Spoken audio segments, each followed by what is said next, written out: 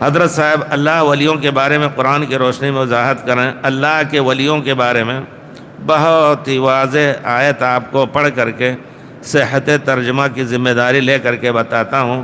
اللہ تعالیٰ فرماتے ہیں الا، الا کے معنی خبردار ہو جاؤ، کان کھول لو، سن لو، ان بے شک اولیاء اللہ، اللہ کے اولیاء، لا خوف علیہم ولا هم یحزنون، دنیا اور آخرت میں انہیں نہ خوف لاحق ہوگا نہ غم لاحق ہوگا۔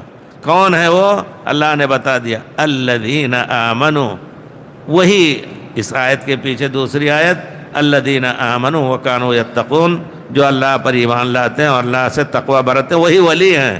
آپ بھی ولی ہیں اگر آپ اللہ کے احکام پر عمل کر رہے ہیں، اللہ سے ڈر رہے ہیں اور ڈر کر کے اللہ سے گناہوں سے بچ رہے ہیں، تو ولی ہیں اللہ کے۔ الا ان اولیاء اللہ لا خوف علیہم ولا هم یحزنون۔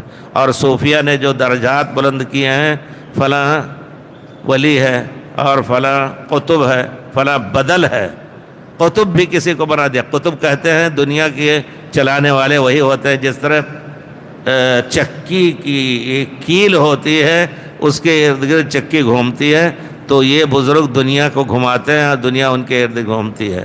اس طرح عقیدے غلط ایسے آئے ہیں اس راستے میں، تصوف کے راستے میں، اور یہ بھی ایک بہت بڑے گمراہی کا مسلک ہے، مذہب ہے، جس کو تصوف کہا جاتا ہے۔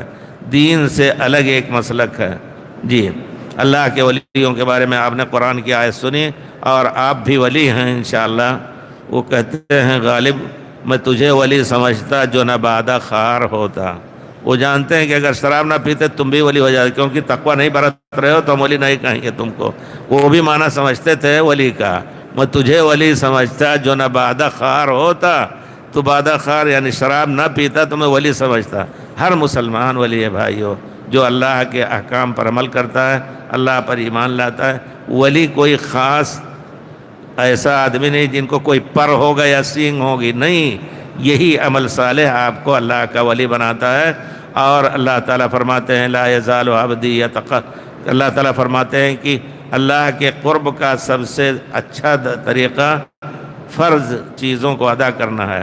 پھر اللہ نے پیارے رسول نے فرمایا لا یزال عبدی، اللہ تعالیٰ فرماتے ہیں کہ میرا بندہ لا یزال عبدی یتقرب الی بالنوافل، نفل اعمال کر کے قربت حاصل کرتا ہے، حتی اکون یدہ التی یبطش بہ، میں اس کا ہاتھ ہو جاتا ہوں جس سے وہ پکڑتا ہے۔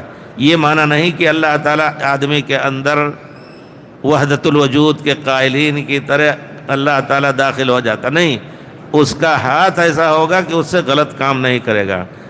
ورجلہ التی یمشی بہ، میں اس کا پیر ہو جاتا ہوں جس سے وہ چلتا ہے، یعنی غلط کام نہیں، اس سے غلط کام کی طرف نہیں جائے گا۔